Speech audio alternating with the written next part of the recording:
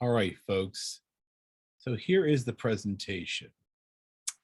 The MCU versus the Snyderverse, ideological conceptions of a superhero. So origins. Now, this all started with a ScreenCrush video entitled Zack Snyder: The Real Difference Between the Snyderverse and the MCU that was uploaded to YouTube in May 28th, 2021. The video basically boils down the central idea that's working inside the Snyder DC movies and the MCU, and honestly helped me come to see something that had been bothering me since I first saw Man of Steel in 2013, having been a big fan of Superman. But first, a little context. So, Ryan Arey, the author of the ScreenCrush essay, attempts to examine Zack Snyder to better understand his vision of superheroes.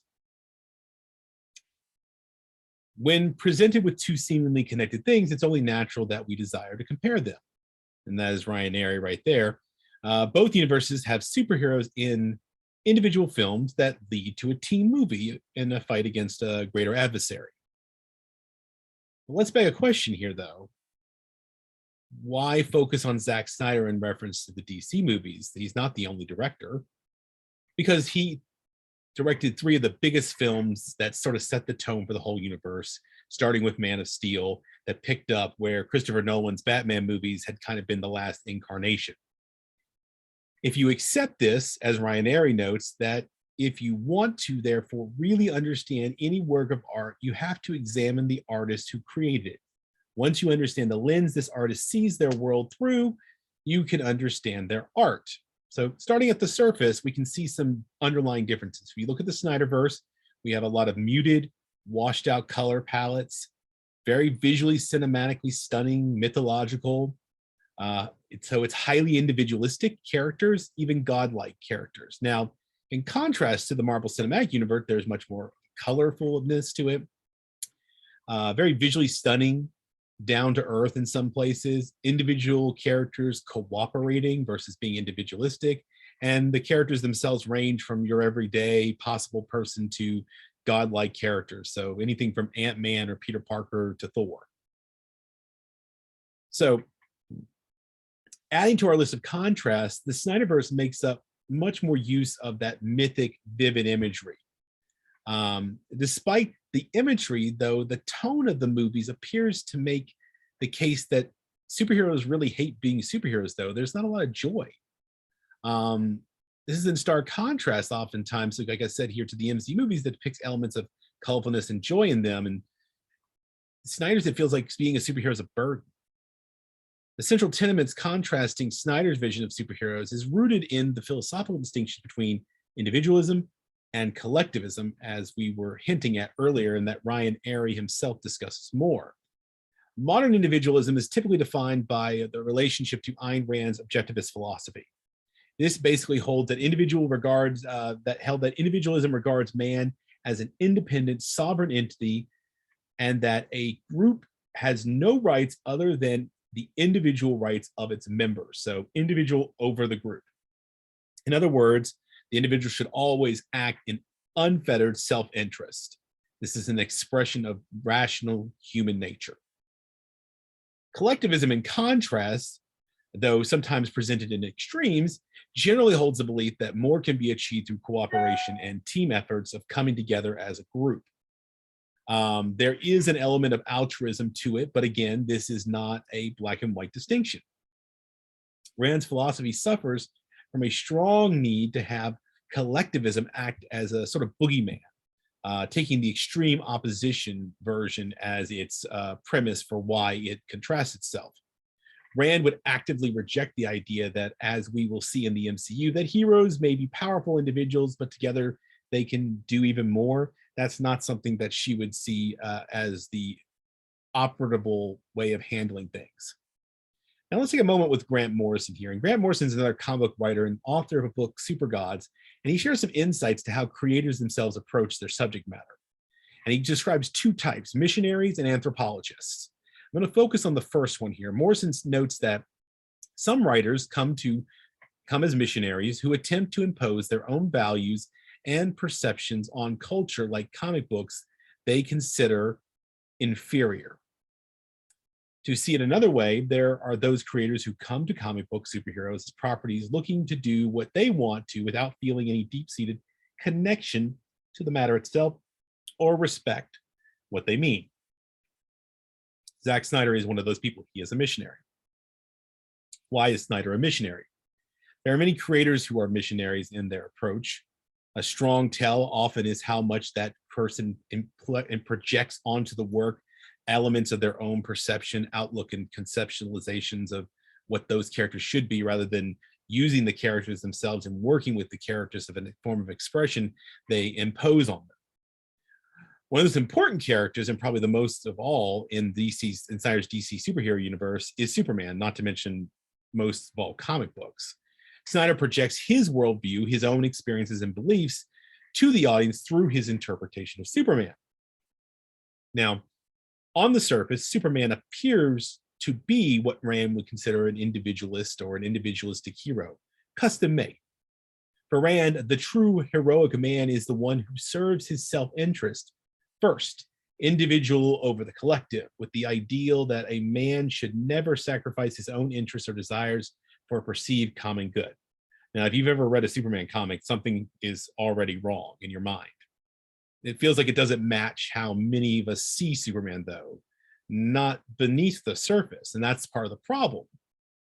So if we take this idea, first of all, it's undeniable that Zack Snyder is an incredibly unique and vivid visionary as a director. However, his conception of Superman and the essence of Superman is wrong. And it's pervasively present just beneath the surface of the first movie he directed for this universe, Man of Steel. Individualism is part of the problem here. It's an ideological perspective, not a personal descriptor. Superman essence itself centers around ideas more attuned to collectivism. Is he exceptional? Yes. But what makes Superman, as many know him, is what he does with that exceptionalism, with those powers that forms his essence. And that is where one of the first clashes with the individualistic perspective takes place. So a hero is someone who gives his or her life to something bigger than oneself.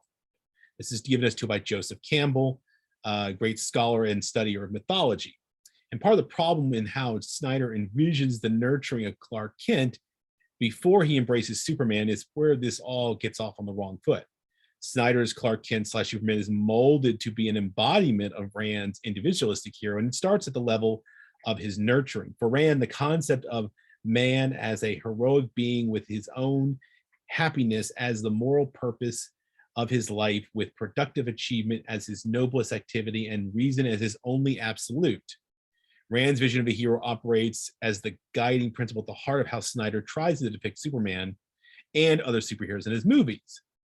Now, William Bradley, in a 2016 critical review of Man of Steel, points out that we never get the sense that he's Superman doing things to saving others because he feels like he ought to be doing them.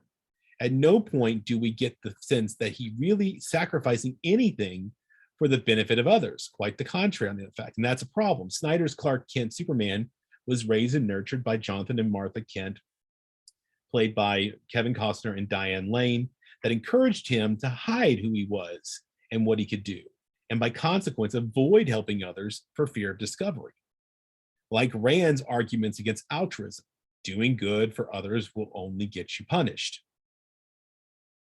Now, what's happening here is Rand's idea that is now being reflected in Snyder is a conceptualization of a strawman fallacy. And this is the idea that we're using the extreme perception of whatever it is we are opposing as what we are arguing against. A good example would be if you take into account Florida's current law that people are calling the Don't Say Gay bill. Those who tend to respond to the criticism of it, and to say don't say gay is not exactly an accurate interpretation of what it is, but it is not good. They tend to respond to the criticism, any criticism of it, by accusing those who are critics of it as being groomers, or that is code word for being pedophiles, and therefore more easily able to knock them down. And this is what Rand was doing in her attack on altruism. But the thing is, Superman is by his nature altruistic. Yet Snyder's Superman moves differently. Snyder's Superman does not do good for others, but he does do good for others. But on closer examination, his motives, he maintains a clear self-interest and in some cases, even callousness towards others. That's what motivates him. It's self-interest, not altruism. For example, Man of Steel saves oil workers, but in no way exposes his identity. He even kills Zod at the end of the movie, but in no place did he do it because he felt he needed to. It's because Zod was threatening his planet and therefore, by consequence, his own mother, Martha. He even saves Lois at the end, but as Ryan Arey notes, he actually spends 9 whole seconds kissing her in what is basically the ashes and rubble of the destroyed metropolis, which is kind of morbid. And then in Batman Superman, when there is the explosion at the Capitol building, rather than stay and help, Superman being the lone survivor, he flies away. What the heck? Even when he charges and kills Doomsday at the end with the kryptonite spear, he does so not acting out of self-sacrifice. It just happens to go wrong. All right. And of course, this fight against Doomsday is very contrasted with Superman's death in the 1992 comic fight with Doomsday, where he did die knowing it would kill him. Now, considering the fact that this heroes start from this perspective, as Superman does in Man of Steel, there's this idea that somehow humanity doesn't deserve their help. All right. Now, whereas Joss Whedon in his version of Justice League tried to inject a little bit of doubt by having the heroes become debating about whether to bring Superman back, which appears to be one of their main goals, in the Snyder Cut, there is no dispute. It's just clear that this is what they should do because they can. All right. There's no dissent. Batman, Wonder Woman, Aquaman, Cyborg, and Flash are all coming together and acting out of self-interest of their own, which happen to align with saving the world they all live on. Now, in the Marvel Cinematic Universe, Superman's death in Batman v Superman, of course, not being an act of self-sacrifice, but rather self-interest that happens to go bad, can be contrasted with Tony Stark's Iron Man and what he did at the end of Avengers Endgame. In fact, one can argue somewhere else, which would be an entire different presentation and maybe even a book, that Stark changes from a prototypical Randian individual into a more altruistic collective seeking superhero throughout his journey. And that evolution can be seen from Iron Man to Avengers Endgame. Now, another element that's inside of the Marvel vision is that Marvel began by coming together of a team who formed a committee that originally guided the films before it was handed over to Kevin Feige. And interestingly enough, unlike Zack Snyder, Kevin Feige was and is an actual fan of comic books. So not a missionary, but actually more the anthropologist who wants to appreciate the source material, as Morrison would note. The MCU represents a collaborative effort, like the heroes in it who formed the Avengers, are coming together to work together to achieve more than one could do alone. And a lot of this individualism versus collectivism elements, the ideas of the Snyderverse versus the MCU, can really be expressed and seen through the expression of the teams themselves. So let's talk about this idea of the team versus league. So in Marvel's Avengers 2012, what witnesses the growing pains of an individuals who are not all in agreement being pulled and pushed and forced to work together. And I think Nick Fury sums it up best, and this is repeated in the shadow of a lot of the other Avengers film, this line: there was an idea. The idea was to bring together a group of remarkable people to see if they could become something more, to see if they could work together when we needed them to fight the battles we never could. That right there speaks to the kind of collective desire that more can always be achieved by cooperation, to become more and to overcome more than any individual can alone. So let's look at the Avengers real quickly. It's a team made up of strong individuals with strong personalities who are able and willing to overcome their personal ill interests and differences to achieve a greater good against incredibly powerful foes. They actively choose and in some cases surrender their free will or subvert it to do what is needed to serve a greater good. But they don't do it permanently. This is done conditionally. Now, the Justice League, by contrast, is a grouping, a league of individuals making decisions, in the Snyder's Cut in particular, without hesitation in what they are doing. When fighting the enemy, they are chaotic, sporadic, and often particularly tripping over each other. And much of the time is spent jockeying, as individual heroes are almost unable to work together, which is in stark contrast to how Captain America assumes leadership and helps guide everybody into different roles in the first Avengers film. So every character in the MCU actively seeks, as real heroes do, to prove that he or she is worthy, to doubts and wrestles with them. Okay, they are human, and to see their role as being a superhero as a privilege, a call to serve, and not a right. Iron Man is the prime example of the growth within this heroic framework. In Avengers, Captain America tells Tony Stark, "You're not being that guy who's willing to put himself in the way and save others." However, by the end of his journey, Tony Stark is that guy who saves the universe. Okay. Stark's death is different from Superman's in Batman v Superman, and done in defiance of Rand's conceptions of a hero as well as that of individuals. Tony, having seen what the use of the Infinity Stones had done to the Hulk, nearly killing him, knows that using them might very well do that to him. He knows this is an heroic act that will very likely kill him. Tony's journey is one that moves from a place where he lives his life selfishly. In fact, to a degree, Tony Stark's natural inclination. But his journey is one where he learns to be a hero. He evolves to become the hero and learns to sacrifice for a greater good and a collectivist ideal, unlike Snyder's Superman. The clear success of the MCU, I would argue, in this and versus the Snyder's conception of the DC superheroes, is a clear statement about where people really feel superheroes belong in our culture. Though not 100% clear, there is somewhere in that success the reality that true essence of superheroes stems not from individualistic conception and self-interest, but from a collective desire to do good for others. Humanity, for all its protestations of individualism, is a collective endeavor of survival. Real superheroes exist to remind us of that.